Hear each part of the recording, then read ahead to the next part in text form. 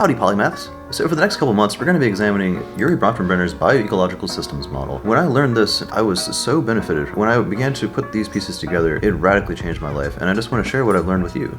So in 1979, Urie Bronfenbrenner made what's called the ecological systems model, later modified to the bioecological system. Now don't be overwhelmed by all of the lines and connections and all these details here. We're going to go through the important parts of this step by step in a few videos, and zero in on the parts of this that I believe are most important. So in this video, I want to go over what I call the golden 7 keys to a well-lived life. So the basic idea of this model is to display how all of these factors, starting in the individual, are influenced by all of these other countless factors. It really is countless. These are just kind of categories. So it's important to recognize that this can indeed appear as overwhelming at first.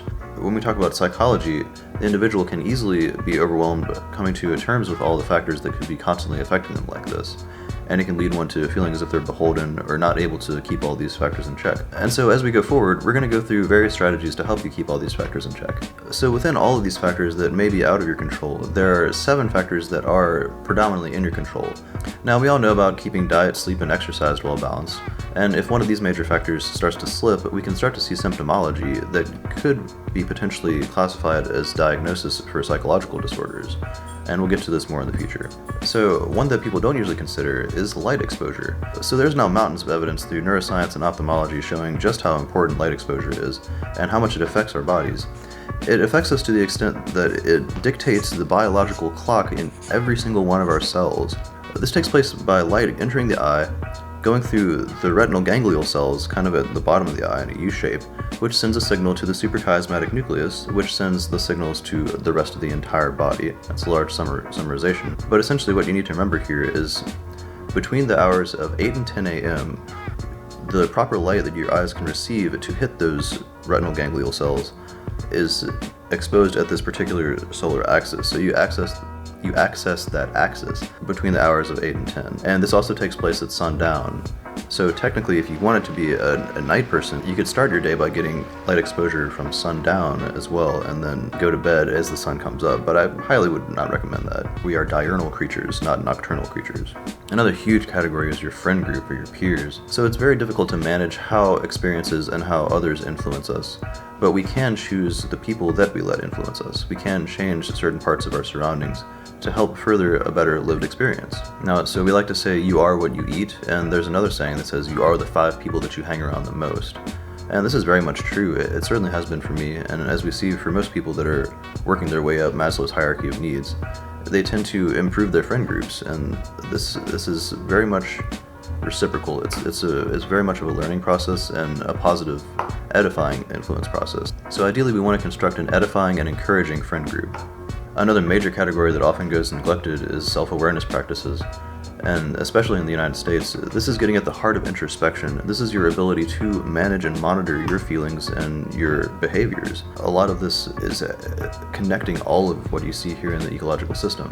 If you're coming from a place of emotional awareness and you have a good grasp on yourself, a lot of these factors won't influence you to the degree that they could be. And there are many methods for developing self-awareness. There are many 100-hour courses out there that you can take on establishing mindfulness and self-awareness. And we'll explore this in future episodes more as well. Choosing our living quarters. So this is very much in our control. And people like Jordan Peterson like to write books about this. The idea is that a dirty or messy room does not necessarily edify you. We use this term edifying meaning to uplift and encourage. And so this is how we get the idea of motivational posters. The reason we put these posters up is to give us these consistent reminders of the person that we want to be. Now personally, I use whiteboards and I make my own posters, and this helps me keep my priorities in line. This helps me remind myself of the identity that I want to preserve and the person that I want to become in the future. Just little phrases like ever onward and upward, or live that best life.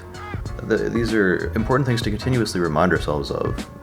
When we have a room that's very cluttered and messy, this can also very much exacerbate problems. In cognitive science and psychology, we have what's called the doorway effect, and this gets down at the biology of the individual as well, as we mentioned in the center here in our genes. So we're genetically predispositioned to forget certain things when we enter a room because our cognitive mind is beginning to solve for a new problem space, as it's called.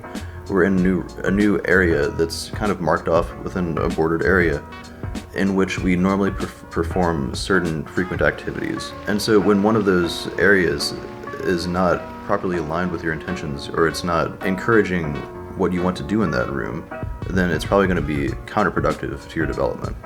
For instance, if you have a TV in your bedroom, well, your bedroom is for sleeping, ideally, unless you're in a situation where you only have one room and you're sharing a house with others, which is very commonly the case. I really like this model because it shows these specific categories here: reward processing, cognitive science, and psychological sciences, and your income and finances, and neuroanatomy. And so we're going to go through these categories as we go forward, and I encourage you to subscribe if you'd like to learn more about this model. We got this, Polymaths. We're going to live our best lives, and this is a great way to start.